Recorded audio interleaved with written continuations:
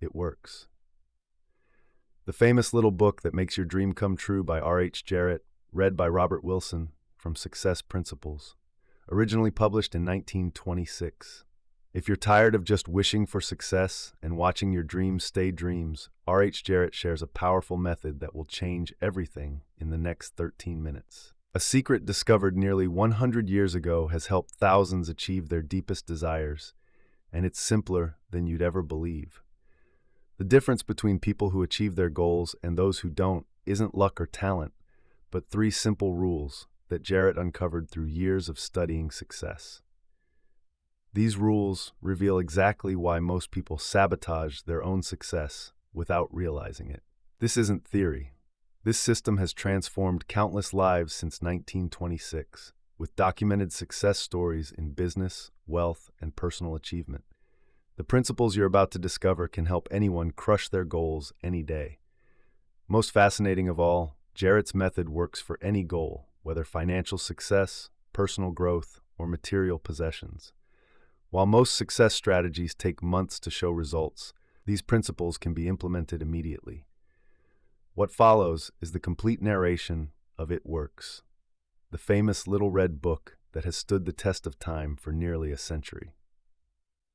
For more insights on this transformative book and other success principles, consider subscribing to the Success Principles channel, where you'll find additional guidance on applying these timeless concepts. Chapter 1. What is the real secret of obtaining desirable possessions? Are some people born under a lucky star or other charm, which enables them to have all that which seems so desirable? And if not, what is the cause of the difference in conditions under which men live? Many years ago, feeling that there must be a logical answer to this question, I decided to find out, if possible, what it was. I found the answer to my own satisfaction, and for years have given the information to others who have used it successfully. From a scientific, psychological, or theological viewpoint, some of the following statements may be interpreted as incorrect, but nevertheless, the plan has brought the results desired to those who have followed the simple instructions, and it is my sincere belief that I am now presenting it in a way which will bring happiness and possessions to many more. If wishes were horses, beggars would ride, is the attitude taken by the average man and woman in regard to possessions. They're not aware of a power so near that it is overlooked, so simple in operation that it is difficult to conceive, and so sure in results that it is not made use of consciously or recognized as the cause of failure or success. "Gee, I wish that were mine," is the outburst of Jimmy, the office boy, as a new red roadster goes by, and Florence, the telephone operator, expresses the same thought regarding a ring in the jeweler's window, while poor old Jones, the bookkeeper during the Sunday stroll, replies to his wife, "Yes, dear, it would be nice to have a home like that, but it is out of the question. We will have to continue to rent." Landon, the salesman, protests that he does all the work, gets the short end of the money, and will someday quit his job and find a real one. And President Bondum, in his private sanctorum, voices a bitter tirade against the annual attack of hay fever. At home, it is much the same. Last evening, father declared that daughter Mabel was headed straight for disaster, and today, mother's allowance problem and other trying affairs fade into insignificance as she exclaims, "This is the last straw. Robert's schoolteacher wants to see me this afternoon. His reports are terrible. I know, but I'm late for bridge now. She'll have to wait until tomorrow." So goes the endless stream of expressions like these from millions of people in all classes who give no thought to what they really want, and who are getting all they are entitled to or expect. If you're one of these millions of thoughtless talkers or wishers, and would like a decided change from your present condition, you can have it. But first of all, you must know what you want, and this is no easy task. When you can train your objective mind, the mind you use every day, to decide definitely upon the things or conditions you desire, you will have taken your first big step in accomplishing or securing what you know you want. To get what you want is no more mysterious or uncertain than the radio waves all around you. Tune in correctly, and you get a perfect result. But to do this, it is of course necessary to know something of your equipment and have a plan of operation. You have within you a mighty power, anxious and willing to serve you, a power capable of giving you that which you earnestly desire. This power is described by Thompson J. Hudson, Ph.D., LL.D., author of The Law of Psychic Phenomena, as your subjective mind. Other learned writers use different names and terms, but all agree that it is omnipotent. Therefore, I call this power Emmanuel, God in us. Regardless of the name of the great power or the conscious admission of a God, the power is capable and willing to carry to a complete and perfect conclusion very earnest desire of your objective mind, but you must be really in earnest about what you want. Occasional wishing or half-hearted wanting does not form a perfect connection or communication with your omnipotent power. You must be in earnest, sincerely, and truthfully desiring certain conditions or things, mental, physical, or spiritual. Your objective mind and will are so vacillating that you usually only wish for things and the wonderful, capable power within you does not function. Most wishes are simply vocal expressions. Jimmy, the office boy, gave no thought of possessing the red roadster. Landom, the salesman, was not thinking of any other job or even thinking at all. President Bondum knew he had hay fever and was expecting it. Father's business was quite likely successful, and Mother no doubt brought home first prize from the bridge party that day. But they had no fixed idea of what they really wanted their children to accomplish, and were actually helping to bring about the unhappy conditions which existed.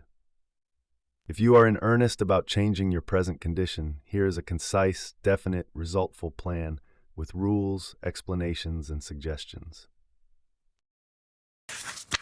Chapter 2. The Plan. Write down on paper, in order of their importance, the things and conditions you really want. Do not be afraid of wanting too much. Go the limit in writing down your wants. Change the list daily, adding to or taking from it until you have it about right. Do not be discouraged on account of changes, as this is natural. There will always be changes and additions with accomplishments and increasing desires. 3 positive rules of accomplishment. 1. Read the list of what you want 3 times each day, morning, noon, and night. 2. Think of what you want as often as possible. 3. Do not talk to anyone about your plan except to the great power within you, which will unfold to your objective mind the method of accomplishment. It is obvious that you cannot acquire faith at the start. Some of your desires, from all practical reasoning, may seem positively unattainable, but, nevertheless, write them down in your list in their proper place of importance to you. There is no need to analyze how this power within you is going to accomplish your desires. Such a procedure is as unnecessary as trying to figure out why a grain of corn placed in fertile soil shoots up a green stalk, blossoms, and produces an ear of corn containing hundreds of grains, each capable of doing what the one grain did. If you will follow this definite plan and carry out the 3 simple rules, the method of accomplishment will unfold quite as mysteriously as the ear of corn appears on the stalk, and in most cases much sooner than you expect. When new desires, deserving position at or about the top of your list, come to you, then you may rest assured you are progressing correctly. Removing from your list items which at first you thought you wanted is another sure indication of progress. It is natural to be skeptical and have doubts, distrust, and questionings, but when these thoughts arise, get out your list. Read it over, or if you have it memorized, talk to your inner self about your desires until the doubts that interfere with your progress are gone. Remember, nothing can prevent your having that which you earnestly desire. Others have these things. Why not you? The omnipotent power within you does not enter into any controversial argument. It is waiting and willing to serve when you are ready, but your objective mind is so susceptible to suggestion that it's almost impossible to make any satisfactory progress when surrounded by skeptics. Therefore, choose your friends carefully and associate with people who now have some of the things you really want, but do not discuss your method of accomplishment with them. Put down in your list of wants such material things as money, home, automobile, or whatever it may be. Do not stop there. Be more definite. If you want an automobile, decide what kind, style, price, color, and all other details, including when you want it. If you want a home, plan the structure, grounds, and furnishings. Decide on location and cost. If you want money, write down the amount. If you want to break a record in your business, put it down. It may be a sales record. If so, write out the total, the date required, then the number of items you must sell to make it. Also list your prospects and put after each name the sum expected. This may seem very foolish at first, but you can never realize your desires if you do not know positively and in detail what you want and when you want it.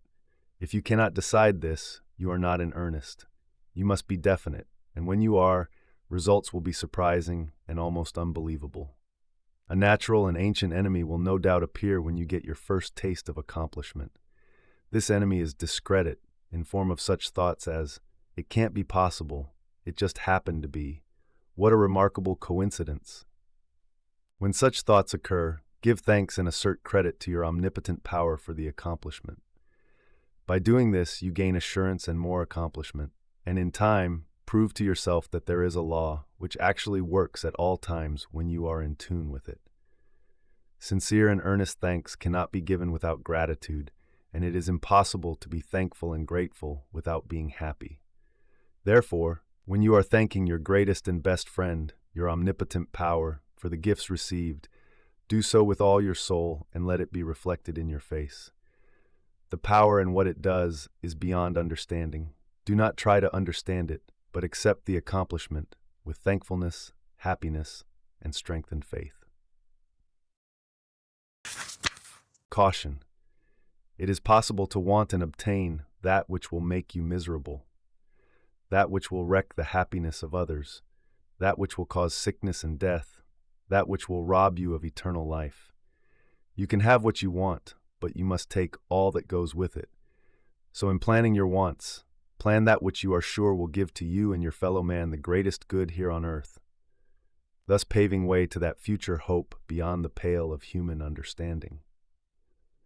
This method of securing what you want applies to everything you are capable of desiring, and the scope being so great, it is suggested that your first list consists only of those things with which you are quite familiar, such as an amount of money or accomplishment, or the possession of material things. Such desires as these are more easily and quickly obtained than the discontinuance of fixed habits, the welfare of others, and the healing of mental or bodily ills. Accomplish the lesser things first, then take the next step, and when that is accomplished, you will seek the higher and really important objectives in life. But long before you reach the stage of your progress, many worthwhile desires will find their place on your list. One will be to help others as you have been helped. Great is the reward to those who help and give without thought of self, as it is impossible to be unselfish without gain. In conclusion, the true power of It Works lies in its elegant simplicity.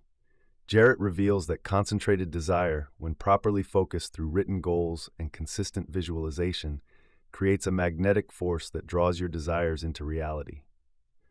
The three-step formula, writing specific desires, reading them daily, and visualizing their fulfillment without revealing them to others, harnesses universal laws that respond to clear intention and unwavering faith. Thank you sincerely for listening today. The principles shared in this brief but profound work have transformed countless lives through their straightforward application. Success isn't complicated, it's deliberate. If you found value in these insights, please subscribe to the Success Principles channel for more wisdom that cuts through complexity to deliver practical methods for achievement. Remember, clear desire, consistent focus, and unwavering belief are the cornerstones of manifestation.